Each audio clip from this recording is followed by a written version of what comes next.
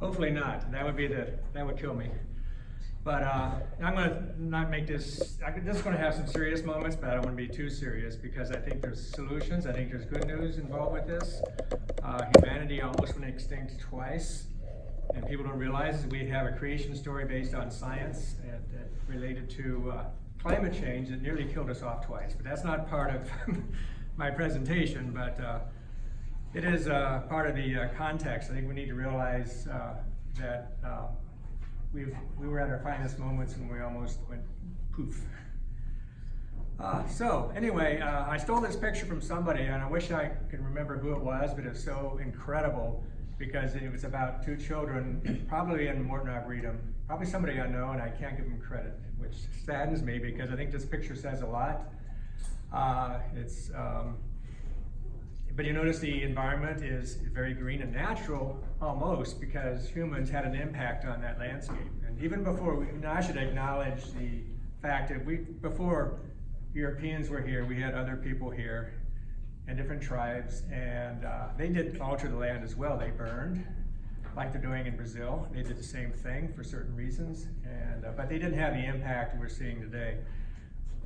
Let's see, get this going.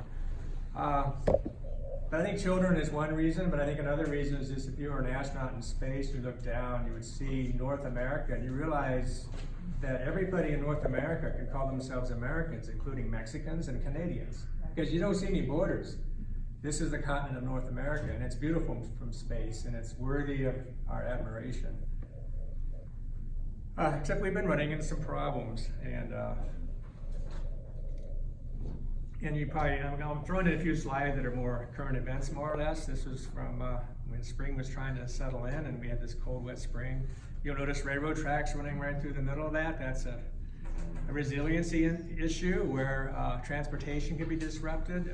I remember when transportation was disrupted a couple of times in the winter, and the Trader Joe's store down the street here ran out of perishables. I mean, there was no meat, no eggs, and apparently it was due to a snowstorm further west. It's like, okay, we got like a 2-day supply of food. It's kind of scary when you think about that. So, but we have this modern system that relies on everything working, and even the earthquake or the tsunami in Japan disrupted Toyota, where they couldn't get parts. They had just-in-time parts inventories, and then when their supply chain got disrupted, nothing was working. So we do live in a world that's kind of fragile, and things can go wrong. But we have, at the same time, we live in a very advanced society and enjoy the benefits. And right now, the farmers in Iowa are really hurting, and they need help. I don't know if our current administration is helping. So, any rate, and the next slide shows a sort of a contrast. You know, go from water to fire. And it's interesting how there's a debate going on now about how we react to climate change, or how we react to what's going on with public policies in other countries. There's a big debate here about whether these fires in Brazil are unusual, and they're up higher than normal this year, but is it because of the president has right-wing tendencies, or is it because of unusual dryness? Some of these fires are caused naturally, but they actually have thousands of troops down there fighting the fires. And so I don't know if they want the forest to burn the way it is down there, but it's happening, and it's tragic, and the scale of it is increasing. And so now Brazil's under a microscope. But it's interesting to see how the media is addressing this and how people are reacting to the media coverage. It's a new kind of conversation we're having now. And even about this young lady, you might have heard of her. She's my new heroine, or shero, depending on how you want to phrase it. I think she had her 16th birthday. She's already a rock star. And but everything she says is now scrutinized, and which is interesting. I think that's both good and bad. I think she's under a lot of pressure now, but she's trying to do the right thing. She said, "I'll take a sailboat trip." It happens to be a luxury yacht in some ways, but it's but somebody is helping her get across. I understand that somebody has to take the crew. Another crew has to fly in to get on the boat and sail it back. I don't know why that is, but that was some criticism. But she's getting the word out, and she's talking to major conferences. So it's a compelling voice that's drawing attention. And but when we have all these debates and discussions, sometimes we don't, only some of us actually sit down and think, well, what if everything is as bad as it could be, or is worse than we think it could be? And there's a Marine general who retired who gets very honest. He wrote a book saying, when it comes to climate change, we have to imagine our death. Just as he trained Marines to go into battle, and they had to contemplate dying that day. And if you're in World War II, D-Day, you knew you were going to die, and you stepped off anyway into the water. So we really have to think about this hard, and but not hard to the point where we're in a total despair, because we've got to figure out, like a Marine would say, okay, I could die today, but I'm going to do my best to get through this. And this sign here, I actually took this picture in Southern California. Bonnie just arrived, I think. And we were hiking around, and you can, in the desert, you can leave at 8 o'clock in the morning, it seems fine. It could be cool, 60 degrees, but it'll hit 100 degrees before you know it. And this sign says, warning, if you don't carry water on this trail, you might die. So it's, so we have to imagine and prepare for possibilities. I mean, this is just, you have a warning sign, you say, okay, I see the sign, I'm gonna carry water, I can do this hike and I won't die. I think we need to do that as a society. We need to think about what do we need to do to have the future we want for our children. And so all these debates and discussions, of course, the word hypocrite is being mentioned. You heard about the royalty in Europe, like what's his name, Prince Harry. He's actually seen flying in a commercial aircraft last week because the private jets were considered to be too much of a climate impact, and people were saying, because he was lecturing about, let's do something about the climate, but he's flying around these jets. So he was under that same microscope that Greta is under, and so he actually had to adjust and took the risk of flying with us common folks, which I thought was kind of cool.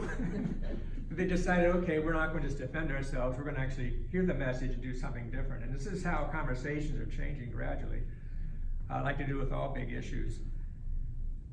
So anyway, but a lot of people are speaking up. I think it's really cool. I've used this slide a few times because it talks about how young people are stepping up, and it's hard for us who are older, who have means, and we're not giving up our vacations abroad, and we still have that lag time. But the young people are saying, okay, it's time that we all start walking our talk in some way. And we have a lot of competing ideas coming, but we have what's going on in Europe is bigger than here. There's a lot of stuff. If you've heard of the Extinction Rebellion, they're actually disrupting cities in Europe. And we're nice. We get out with our signs and we have fun, and we might scare the other side, but we don't do anything. We don't cause disruption. We work with the police, and we're nice here. But over there, at times they get kind of rambunctious. But that's the European way of dealing with things. And hopefully someday we'll learn that how to do that. Because Greta here again is saying, like the middle paragraph, we owe it to the young people the adults keep saying we owe it to the young people to give them hope, but we don't want your hope. I don't want you to be hopeful. I want you to panic. I want you to feel the fear I feel every day, and then I want you to act. And I want you to act as you would in a crisis. I want you to act as if our house is on fire, because it is. And that had a lot of impact when it was first stated in a very deadpan way in front of a very important audience. So what do we do? And there's a lot of people working on this. Thousands of people are working on this issue. And we know that if we take no action and follow that blue line, it's not pretty, because 8 degrees warmer around the planet on average is hell on earth, more than we realize. And every expert will say that's a bad scenario. So far, I think under the Paris Accords, we've agreed to some things that follow the red line. We know there's more work to be done.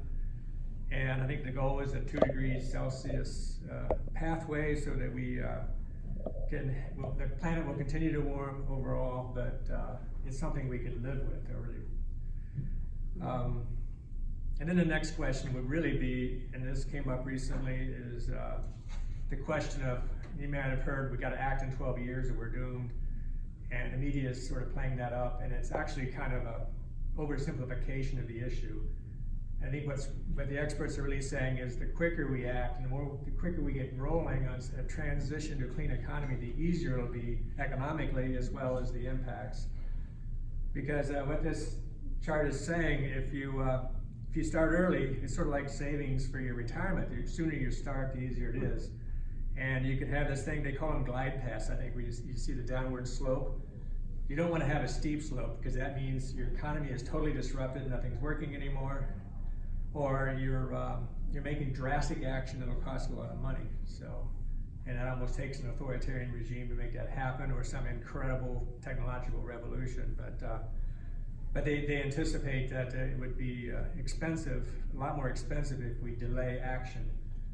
And the idea is to get the area under the curve is really the carbon budget. So all the emissions we've had over a period of years, you have annual emissions, and then you accumulate that and integrate it, and to see what the area under the curve is. So you've got to reduce the emissions so that you can keep the temperature increase at a certain level. So it's a challenge, because if we wait longer, then we have to have a steeper cut in order to keep that overall emissions budget down to a reasonable level.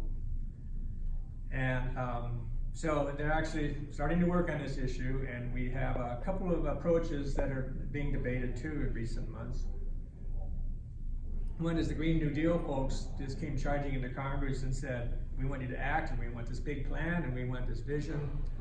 And AOC started working on that, she championed it.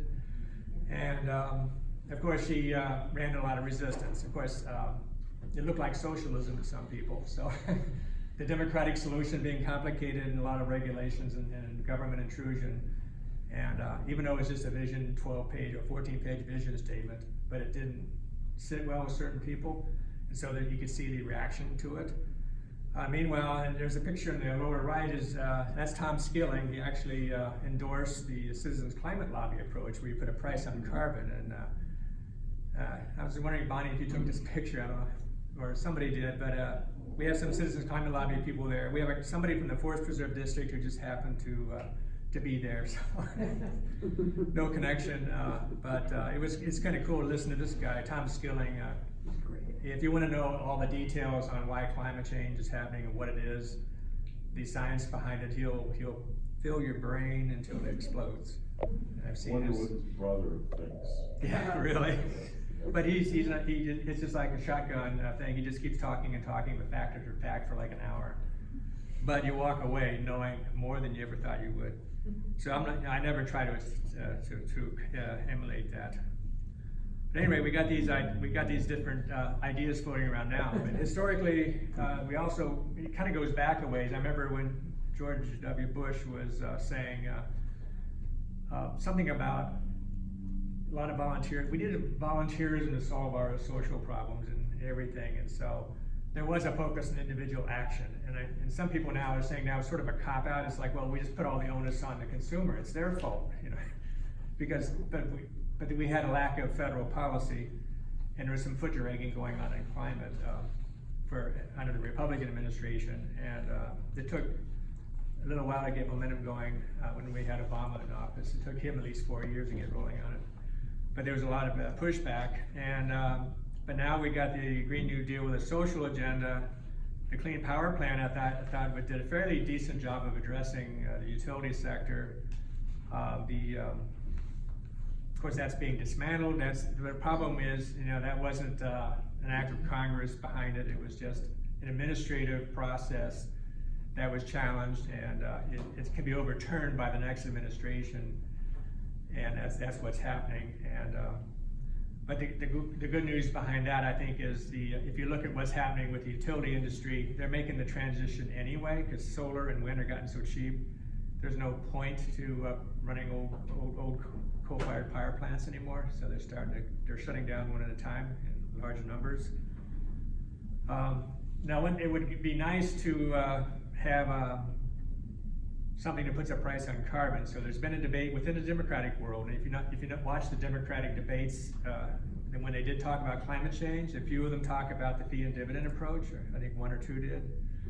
And I think there's a reference to cap and trade, but sometimes I'm not sure if they were real precise with their language, but they were saying, yeah, we got some ideas in our plan to address climate for their campaigns. But there are two competing notions for putting a price on carbon. One is to limit the carbon emissions, just limit the amount, and the other is just to put a price on it and see how the market responds to that. If the price of the carbon goes up, you think people would use less, right? It means the price of gas goes up. If the price of gas doubles, you're going to drive less, or you're going to find a more fuel-efficient car. So, and a lot of economists like that last one, but a lot of traditional Democrats like the cap and trade. So we haven't had a consensus emerge yet, and I've talked to Sean Casten about it a couple of times, and he's, we met with him, and and even before him, Roscom, he said, well, there's no consensus, so I have no position. So anyway, about the individual responsibility, I think that is important to do. I think if I'm talking about climate, I'd like to be able to say I've done something individually. So anybody have a thought about what the number one thing you can do if you started from scratch today? Get a hybrid car. Oh, you're smart. First time I said that. I always knew you were smart, actually. Wow. But here is, but this car, these Priuses were revolutionary, and I think a lot of people thought this, wow, this is cool. It makes a statement. I know somebody who's extreme right wing in his political views. He says, you Democrats, you liberals, and he points his finger at me. But he has a Prius because it makes economic sense. He does taxes. So, but a couple other things that people can do, and these take money, and there's a point to why I'm saying this. This was a neighbor's house, and they had icicles.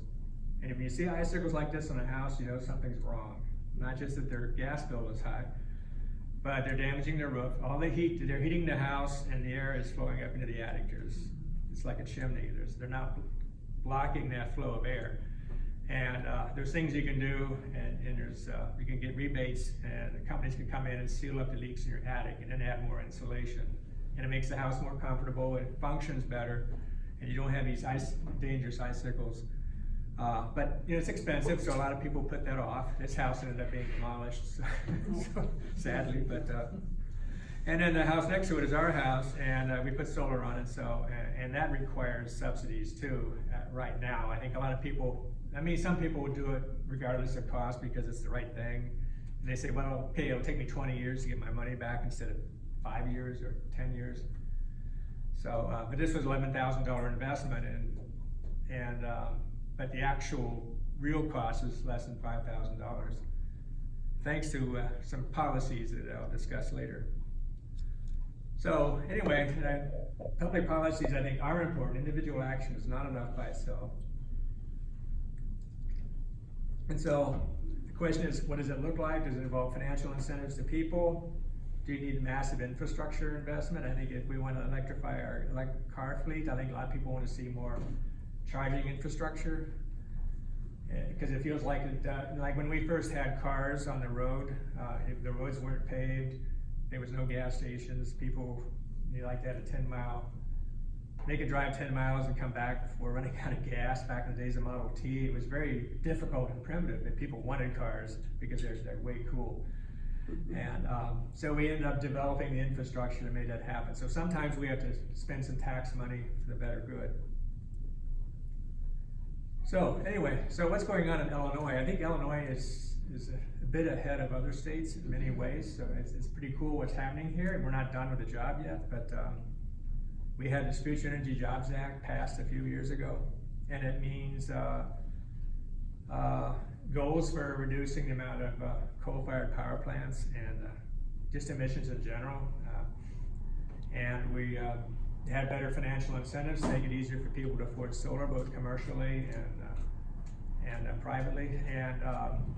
And community solar is coming online. So next year you're going to get a lot of marketing about community solar. If you can't put solar panels in your house, you can sign up for a solar farm 30, 40 miles away, somewhere in combat service territory. And then when you decide to move, you take that account with you. So it's not like you have to move with your solar panels. So, because some people are afraid to put solar panels on because they think they have to sell their house in 5 years before they get their money back. And so, or they don't have the right roof or something, so, but community solar is coming online, and that was authorized by this legislation. That's gonna be extremely popular, I think. And we're also gonna see other things, enhanced energy efficiency programs that have been slowly rolled out, and in job training, we've got some job training going on now because we need more workers, so. The Future Energy Jobs Act, the focus was not on climate change, but on the economy for Illinois, making it a place to live instead of a place to move away from. And I think Governor Pritzker did something really cool. He joined the U.S. Climate Alliance, which was an alliance of several Midwestern states, and he joined that. That was just one of, I think he did that on day 1 or day 2 of his administration.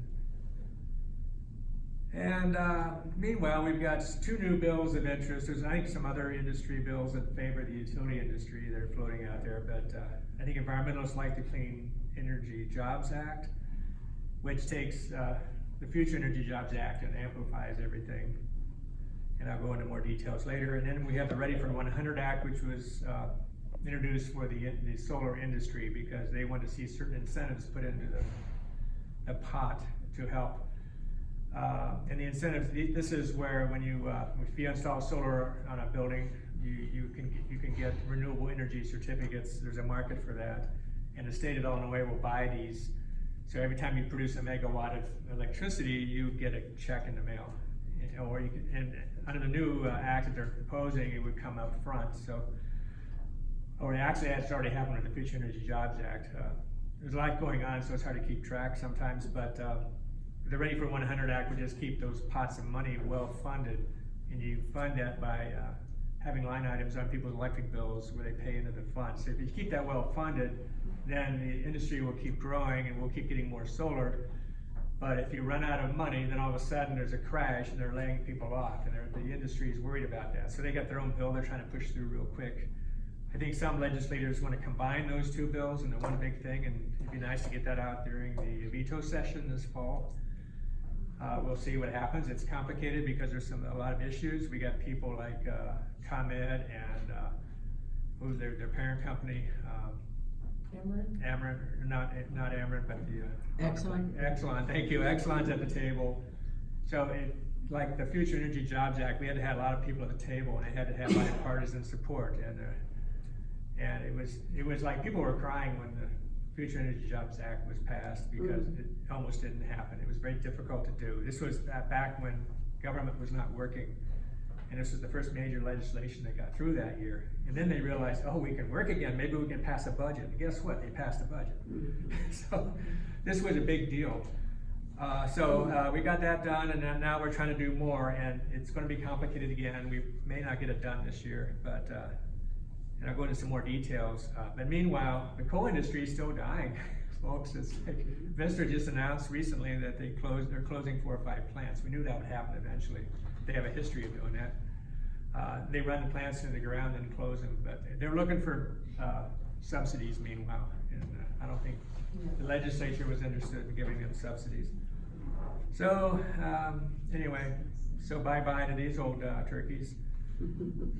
And but meanwhile, the Clean Energy Jobs Act was moving forward, and it's what's nice about it, it was involved meetings like this where people got together and talked about it. And these are places where they rolled it out and announced it in different communities. They had groups of people in each one.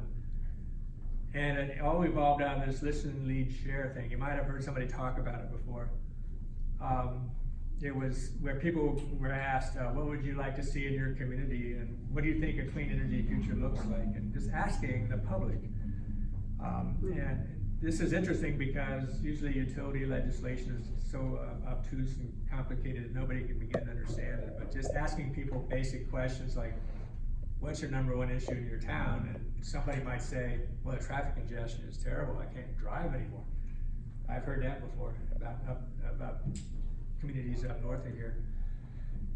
And so you hear people explaining what they envision for their communities in the area around where they live. So, and that helped fuel some pillars, 4 policy pillars, like we want to go to 100% renewable energy at a certain date, which is 2050. Which is, if you look at that chart with the downward slopes, 2050 was really the big date. You know, we really got to get it down close to zero around then. So Illinois is trying to do that, and we're going to have more sustainable and equitable job creation. I think that's important. It's not just for us relatively affluent white people. It's like everybody, and that means benefiting coal miners who are out of work and people who live in cities where there's not a lot of job opportunities, a lot of air pollution that they're dealing with now. They need to have a piece of this pie. So that's part of the goals of this legislation. And we'll have a carbon-free power sector fairly shortly by 2030, and then we're going to be starting to tackle the transportation sector, because that's a tougher nut to crack. And interestingly, we aren't even talking about agriculture with this bill, but I think that's going to be a whole different bill. So anyway, here's these I got from the Illinois Environmental Council. I'll give you 20 minutes to read it. But it's there's a lot of details, and this one compares the Future Energy Jobs Act to the new Clean Energy Jobs Act. It basically just amps everything up. More of this and more of that, just to keep things moving faster. And we're learning as we go.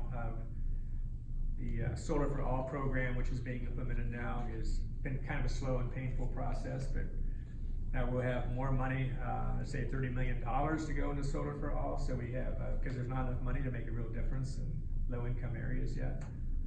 And we have a few low-income areas that qualify for this program in DuPage, like Addison has a few neighborhoods, or maybe Glendale Heights, or West Chicago in particular. There's certain neighborhoods where if we have a nonprofit there, they can just put solar on their roof and get some really nice incentives. And we need to increase that program to really meet the demand for it. So we have all these different things that we're trying to push through. And I think, and also the Clean Jobs Workforce Hub, I think is mentioned here in bold letters, the top line there. It's I think that's important, because we have some job creation programs now to get workers trained, but they're scattered around. Different organizations are doing. I think we need a hub where everybody knows where to go to look for a job or look for training to get a job. And because right now we actually have a labor shortage in DuPage County. It's hard to get things done. I mean, we're trying to get a tree branch removed from a big silver maple, but there's just not enough workers out there. It's interesting. And then to get them into solar, which is actually well paying, they have to be trained, and it's not that hard, but depending on their job. But just finding the people and getting them trained and getting them into the pipeline so we can get the work done, that's going to be a challenge right there. So we got unions involved and other organizations, Hispanic groups, so we're going to try to pull this together. But we need more money for that, more emphasis.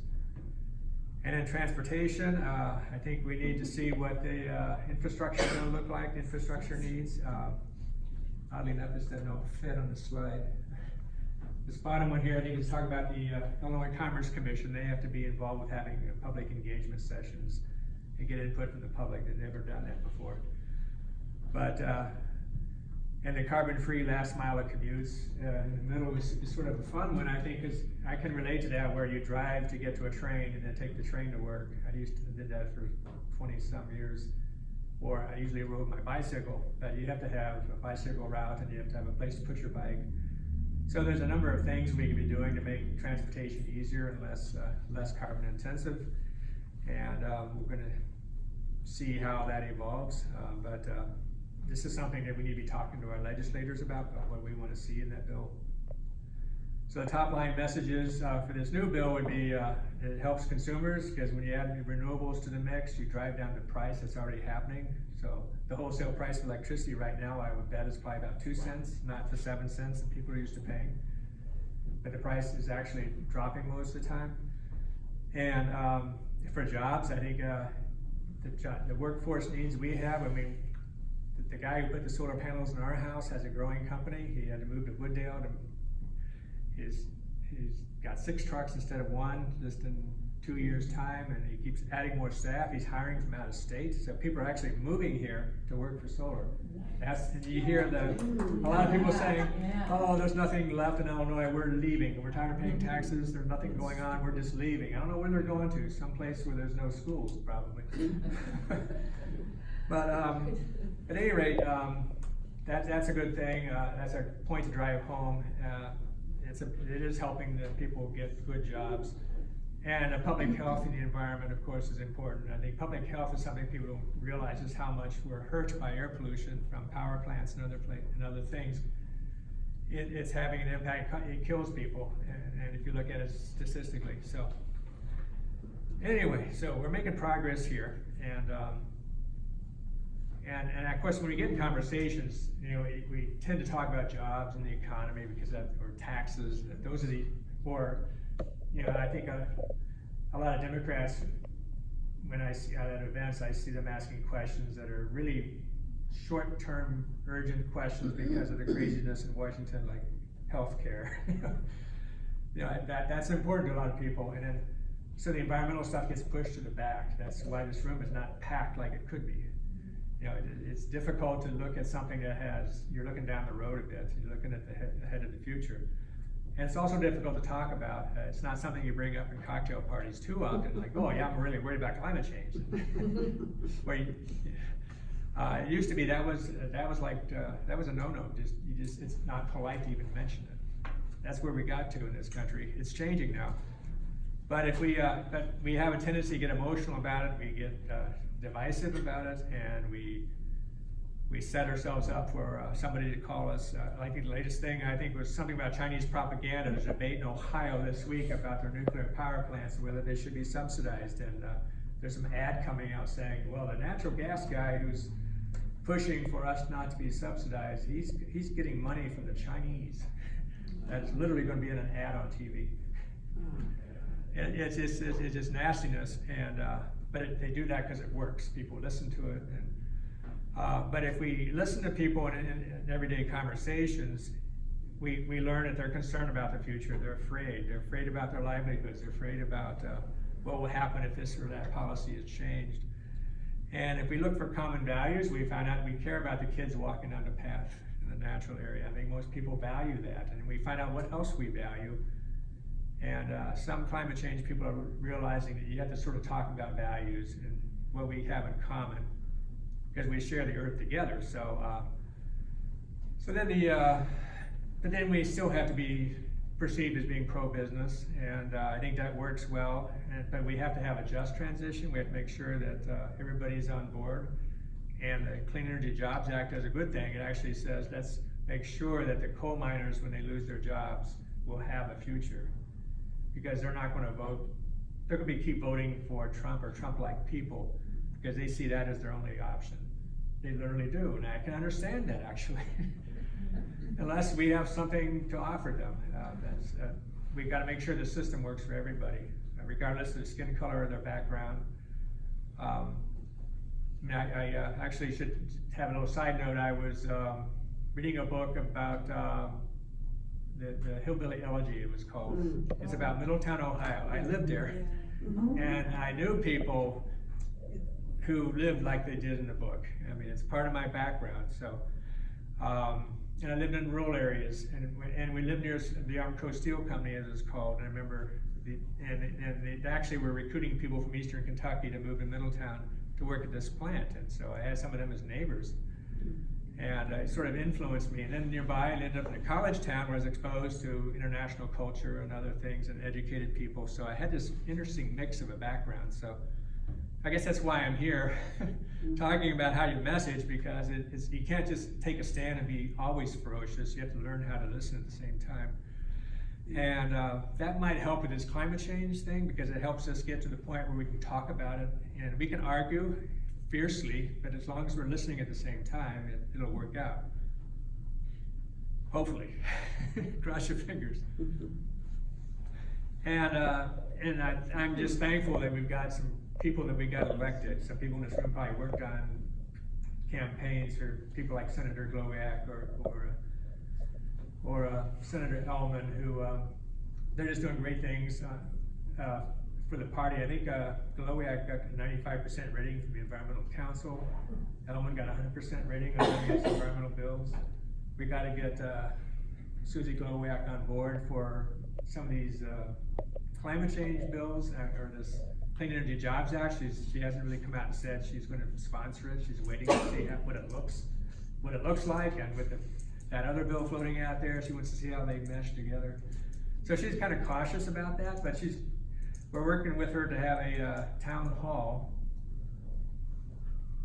And this will be October 10th. It'll be at the Jewish Synagogue. It's Chaim down here. That's kind Yeah, it's, I'm trying to remember the name of the hills. I don't remember the address, but it's Highland Avenue, is it? I think that's where it is. Maybe 22nd and Highland or somewhere in that area. But they have solar panels on the roof, so and it's in the middle of her district, so we thought perfect place. And so we're going to be having a listen, lead, share thing where we get input from the public, and we have some discussion. We have presentations from different groups. So that's October 10th in the evening. So hopefully some folks here can attend that and get engaged in these kind of discussions.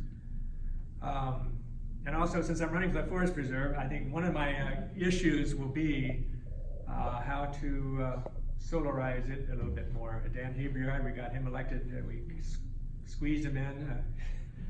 The election process was interesting for him, needless to say, but he got in, and he's trying to get some more solar installations. This was done in 2012, and they got a grant.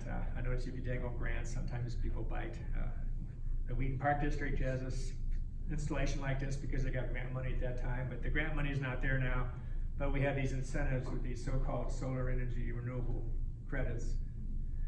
And so if we keep that going, and then we can get nonprofits involved, and I think actually the numbers actually pencil out pretty good for these kind of facilities where you can actually save the taxpayer money. We need this on school districts. School districts tend to drag their feet on this. Maybe they're afraid of controversy, that somebody's going to make a noise or be misunderstood, misunderstanding about it. And so you have to educate them, and it's like moving people at glacial speed, trying to get them to move toward a new way of looking at things, and they realize eventually, oh, this really works. Lake Park School District, I think it's called Lake Park up in Roselle. They've got 2 high schools covered with solar panels, and they're raving about it. I mean, they are ravingly happy. So they give public presentations about it. So how long does it take them to recoup their investment on this? It all depends on the facility and the economics of it. But for homeowners, Dan Hebrew says he's going to have a payback of 5 years. So yeah, but 6 for homeowners. But the school's interesting. Yeah, You get the payback for your years. And what's interesting is, like homeowners and businesses, they can get that 30% tax break, or businesses can get the accelerated depreciation and to help finance it. Nonprofits don't get that federal tax break, so that 30%. So they've been had to do other creative things. Sometimes you bring in a third party who says, okay, we'll develop it for you, but we'll lease it out to you. We'll own the panels and you get the electricity. And some schools have done that. I think the school district in up north, they actually passed a bond because they had to do other work on the buildings. So they did energy efficiency improvements and did other improvements to the buildings, and then they put solar panels on, and it was all through a bond measure. And but they say this will help their cash flow, so it's working for them. So we just got to be creative, and homeowners can be creative too. This program is starting to wind down now. We're facing a deadline in a couple of weeks, but this Solarize Chicagoland, we've been working with Cub. A local group has been working with Cub. And how are we doing on time, by the way?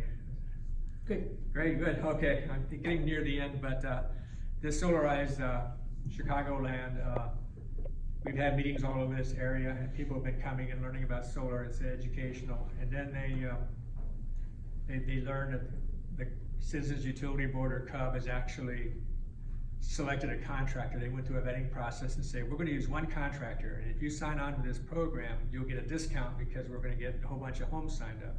So they got like 20 some homes signed up already, and so that's like it's just an additional cost measure. And so it's cheaper to do this than it is to just go out on the street and look for somebody. And so a number of people are signing up for this, and it's just a matter of like knowing that we have a vetted contractor involved with this, so you don't have to do your own shopping, because I hate shopping for contractors. I don't know who's going to work out.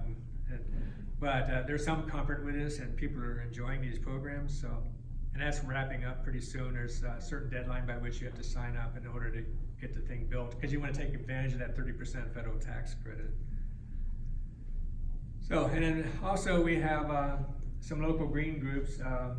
the local group I mentioned is working with CUB is Dupage Clean Energy Coalition, and they have little community groups that sprang out from that. So, and they are meeting tomorrow night in the Wheaton administration or the county building in Wheaton, the administration building, where the county board meets. And that's tomorrow night at 7. Sierra Club has been active with these things. So if you get involved in the Sierra Club program here, we have River Prairie Group locally. I got a little bit of literature in the back from them. And we help support some of these climate initiatives. And we have the Illinois Solar Energy Association. They're about to have a solar tour in a few weeks in this area. So you can go around different homes and talk to the homeowners and see what their experiences are. Scarce is right down the street, so if you're just interested in environmental issues in general and you want to take baby steps, they're really good at showing you how to get started, because you don't always want to start with big stuff. You can start with how do I recycle better, how do I keep things out of landfill, and other things that they have going, how to minimize food waste. They're really strong on the composting issue. And of course, Sustain Dupage, if you've heard of them, they're an interesting group. They're very big on sustainability and having a vision, and they actually do gardening up at the Theosophical Society, and they're trying to figure out how to grow food in a more sustainable way. And they're a fun group because they just sort of get this energy going, and they have meals together from the food they make. And I also like Naperville ACE, Act, Connect, Engage is what ACE stands for, and they have some interesting programs. They're having one coming up, see if I got the date on another slide, but they have a program on the environment and climate, and that's going to be happening in Naperville at the First Congregational Church. And finally, Faith in Place, they've been promoting green teams, so if you go to a house of worship, you might find there's a green team there trying to do green things, and Christians, Jews, Muslims, they're all actually getting into this and figuring out how to walk their talk in terms of taking care of the earth. And so that's a growing movement there. And this is something I always carry these cards around with me. Mark has them back there. And what the point of this is that we discovered this was like a community organizing tactic. I think a lot of groups can adopt this sort of thing, but the theory was we would have people identify what town they live in, put in their address, and they could say, yes, I support clean energy, and I want your town to make it easy for. And for example, make permitting easier for anybody who wants to put in solar, or other things that they could be doing, that they could be looking at. And then we collect these cards, and we got to the point now we could start talking about, we got over 1,000 of them, so we could start saying, okay, for Glen Ellen, we got enough to actually start talking to Glen Ellen administrators and say, here's these cards, look at the interest there is in your community, and have you done all you can do?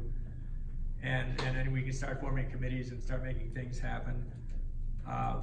And at the bottom of the card is something we use. It's for people indicating their level of interest and what topics. If they want to learn more about solar, they check it off. If they want to learn more about becoming an advocate, if they want to get involved, they can check that box. And or energy efficiency, so we can send them information about here's the programs on energy efficiency, so you get rid of the icicles, and so on. So I got some cards there if you want. If you haven't, some of you might have seen them before and filled them out. But if you haven't, that's still an option. We're still doing those cards. And finally, we have almost finally we have. Oh, here's some meetings coming up. I was mentioning them. I didn't mention the youth climate strike, and that's coming up very soon. And there's going to be a big one in Chicago. And what's interesting is last year the youth just sort of did it on their own. They ignored us, which was fine. I think some of us crashed the party because there was a lot of energy and it was kind of fun to watch. But they controlled everything. Now they've actually invited adults to participate, which I think is cool. And it's popping up in at least 3 towns. I think new ones may pop up over the next couple of days. But in the Illinois Solar Tours on the 28th, the Sierra Club program in Wild, Utah, I mentioned that because we will be talking about the wilderness, but also the underlying issue is the administration in Washington wants to open that up for oil development and so on. There's you can imagine the fracking going on in one of the most incredible wildernesses that's left in America. And we just need to keep that in the ground for a lot of reasons. So there's a big movement to save Utah. And of course I mentioned Susie Glowiak, and somewhere, I forgot to look this up, there's a lecture on carbon pricing 101. So, and that might be in Naperville. It's on left out Dupage anyway. And finally, we have, Dates on left out page, thank you, dear. left out Dupage might have it, The yeah. ACE event is on the 15th. The ACT, Connect, Engage. Oh, okay. Is that on this list? No, it isn't, that's why you said, you weren't sure, you thought it might be, but I already had it, so. Oh, okay, good. I thought I would share it. Great, great, thank you, yeah.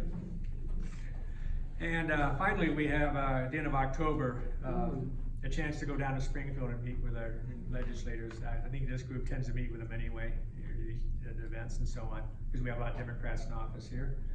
But they do like to get engaged down there, and it includes some Republican officials that are still in office that they need to be part of the solution too. So it's kind of fun to go down there and talk to all kinds of people who are in their office, and you got like, you might have 5 minutes, and you talk about the issue and why it's important with some bill that you want them to push on. Then you run to another office and you're like scurrying all over the State House for hours, and you're exhausted afterwards. But it's a lot of fun, so I highly recommend that. They have bus rides going down. So the Illinois Environmental Council is the overall group that sponsors that. And here's my contact information. If you have a question, you can always email me. So that's the presentation. See, it's almost 8 o'clock, so I've been up here for a little while. But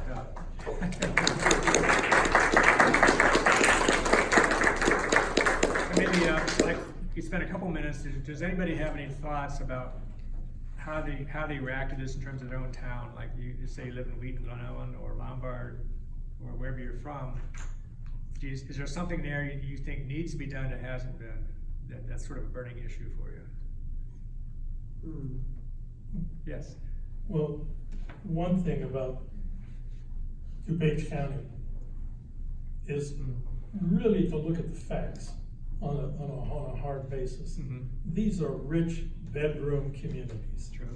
They don't have the cultural structure that real communities have. They do on a day-to-day basis. But the economic life of part of each of those communities exists in the city of Chicago and in the work provided in and around Chicago. Yeah. So you talk about Middletown, and I went to college in Ohio and worked at Ohio State University for several years. Oh, okay. And I'm trying to think of the name of, oh, bless her heart, she wrote the town called Middletown, on the book about Xenia, Ohio, as an average American community, which exists really in isolation when you look at it, and is not, maybe now because of the internet, certainly for young people there are connections to the wider world. But today, as you know, if you go down to Nelsonville, Ohio, if you go down to Portsmouth, I mean, I grew up in West Virginia, and Cole put my classmates through Harvard and MIT. And if anybody can come up with a program to go down to Mingo County, to Pocahontas County, to McDowell County, and teach those people how to write computer code, while they are, and McDowell County is the most opioid-stricken county in America. Wow. Well, I've got some land to sell you in Florida. And Sean Casten is a realist, and he knows this. He's become a friend of Senator Manchin of West Virginia, and talks about how people need to learn the true cost of fossil fuel. Because we never discuss it in economic terms. I'm with him. I mean, Gahris used to say the politics of the masses are bread and salt. And I like Tim in Citizens Climate Lobby, he does a whole thing on the economics, and you bring it down to the individual household and what this is really costing you. And if you talk about the fact that this flooding is not letting food come in, well, food prices, if you talk about all this drought, all this rain, we haven't been able to grow things in Illinois. You know, what's gonna happen to our food prices, you know? I mean, that's a huge bite. And so I think if you talk about it, like you're saying, in more economic terms and bring it down to individual households, you're gonna get people to care a lot more. It's not even being mentioned to the degree that it should be in these presidential debates. For Democratic presidential debate, to not have this front and center on every single debate is, to me, outrageous. Yeah, you know? interesting. I'm thinking about the next year and a half, you know, we go into this election cycle, we're gonna be seeing, a lot of worry about the economy. The economy might be ready to go into recession. And that kind of limits what we can do, because when Obama came in, he could say, let's get shovel-ready projects going, let's just spend money to do good things, keep people working. But our debt is so much higher now than it was when he came into office. I'm worried about that. Yeah. And I'm also worried about, well, so right now we're at so-called full employment, but now that, and I was talking about how it's hard to get people to do stuff.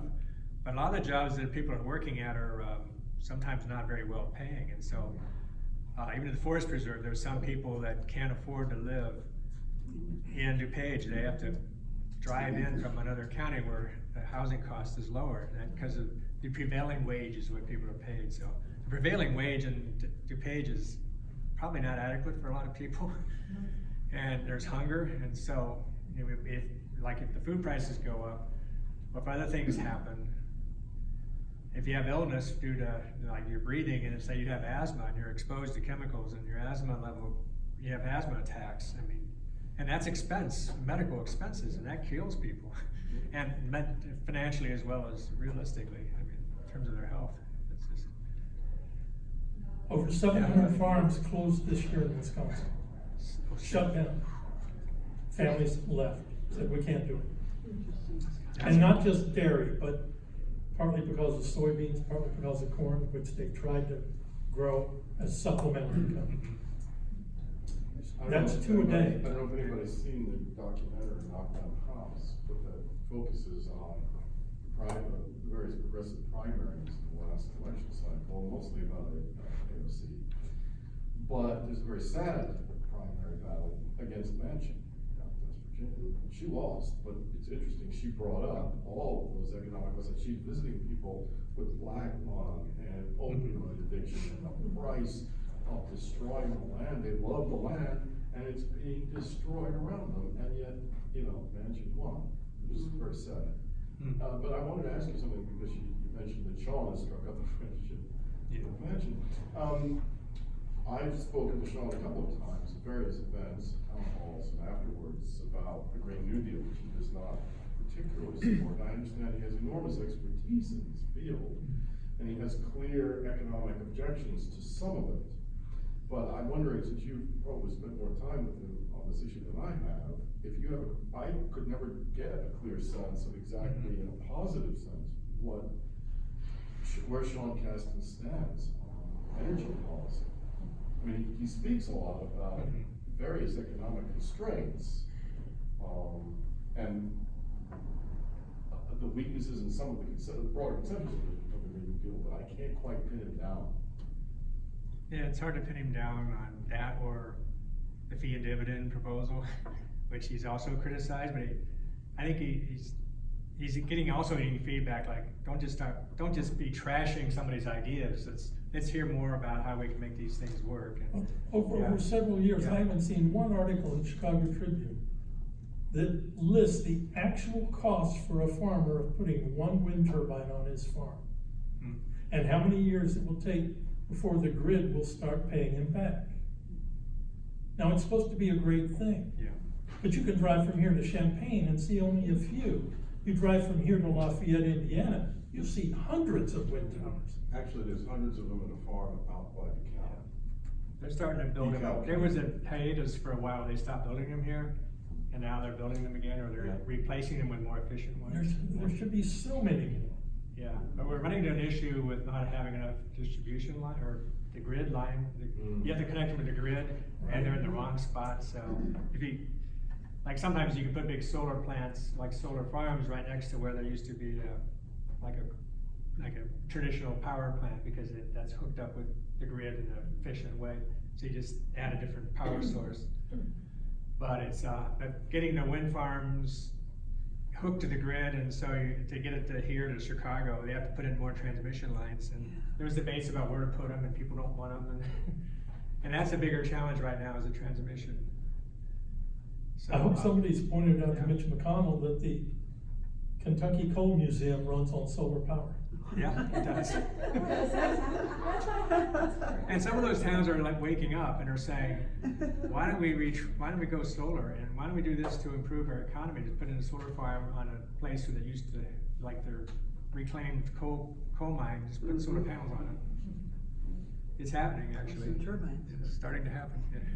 I had a question with regards to batteries. Yeah. I heard that the rate of improvement of keeping energy stored in a battery, like due to say you have a solar panel and then you can store it in some kind of a source. Is that my husband said that it was improving at such a rate that that we're going to move towards batteries more often. Do you think? Yeah, I think problem of battery storage is being solved, and Tesla's making some remarkable progress.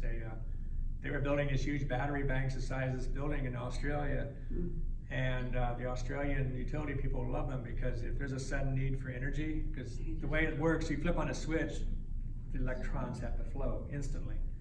It's a unique commodity. It's like the supply has to equal the demand at all times,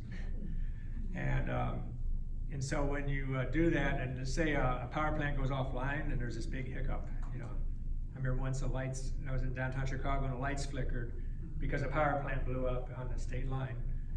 The coal bunker blew up, thing went offline abruptly, and the lights flickered. I was wondering about our electronics. We'd have to reboot the local area network. But that's when I just finished my point. That's when you have those hiccups. That's when you need battery backups, because the Tesla batteries are way faster than firing up natural gas. It's like split like a fraction of a second. You get that electricity in. And just on everyday issues, Yeah. I don't want to get into a fight with a 65-year-old retiree with a gray ponytail, but Yeah. the average Harley Davidson pollutes as much as 4 automobiles. Oh yeah. We love that, don't we? Most people don't know that. Yeah, they pollute a lot more. Although Harley now has electric bicycles on the market. $35,000. There you go.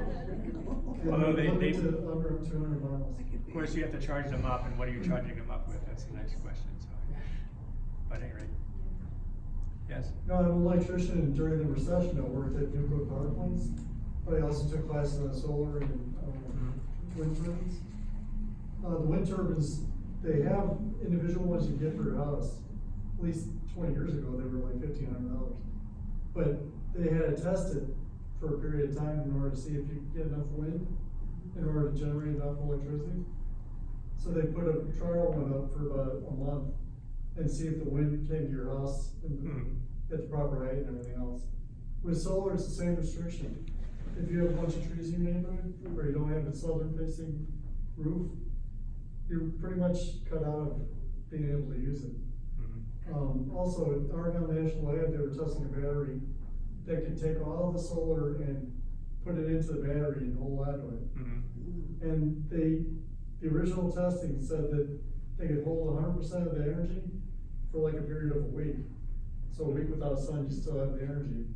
But they said they were gonna test it for 5 years, and if they didn't blow up, and they were gonna bring them to the customers to be able to use, and I haven't heard anything since then, so it's been more than 5 years, so. We haven't heard Yeah. it blow up though. Right. But most homeowners don't use batteries at all because they're They so just sell it right back to expensive. ComEd and they get credit. But there's commercial, like larger scale buildings that do have batteries, and that's to help regulate the grid and make sure everything's evenly flowing. And North Central College uses batteries on the roof of their Resurrect building, they call it. It's a big box sitting up there. And also the aquarium downtown, they have solar on their roof, and then they have a big battery system. And I think Yeah, I worked they're actually, what's that? I worked there when they were Oh, building. okay. And that's a pretty cool setup, so. And they actually get paid an incentive for that, so it helps them economically, so the battery gets drawn upon by the utilities when they need it, so. That's another use for batteries, of course, but, yes. I have a quick question about the community solar, cause I live in a condo building, Mhm. and I'm on the board, it's a 30 unit building, so it's sort of fairly Yeah. small. It's 3 stories, 10 units on a floor, and we looked into solar, but it would have required so many solar panels for each unit Yeah. that we didn't have roof space. Yeah. They suggested we might build another canopy over our parking lot or whatever. But the community solar, would that be something that like a condo building could look into? Yeah, that would, You each know? individual, resident could have an account, and through their Yeah. own, if you have, if everybody has a separate meter, Right, we did, And then, right. Mhm. and they don't have access to a roof, they can just sign on to community solar, it's just an optional thing everybody can do. I'm gonna look But they into got, that. to shop around. I think we need to get going on marketing for that. I think, you're gonna start seeing maybe too much marketing, cause then you have this, who do I go with? You know? Yeah. And Because Citizen I wasn't Utility familiar. Board would probably be helping people with that. I'm gonna suggest they start setting up some public meetings on community solar. That would be great. Yeah. What are the Yeah. economics on that? I mean, how much does it cost a household, and then how much does it save in terms of carbon in the air? Well, it depends on how much you're using, you could choose how many panels you want, but, I would think it usually, it costs a couple cents less than, the 7 cents that people are used to paying for electricity. I mean, your electric bill might have a total of 11 cents, but there's all these other fees, but then the electricity part is like 7 cents, or a little more or less, it varies. But it's about 7 cents for that flat rate that most people pay. And if you go with a community solar, you might bring it down a penny or two, and then you might have a contract where you commit yourself to a certain period of time, so you gotta commit to it. But I don't know how much it may vary from one project to the next, so. I mean, you're interested in seeing some of these things going online and where they start, here's some contracts for people to look at. I haven't seen one in a long time. But that's coming.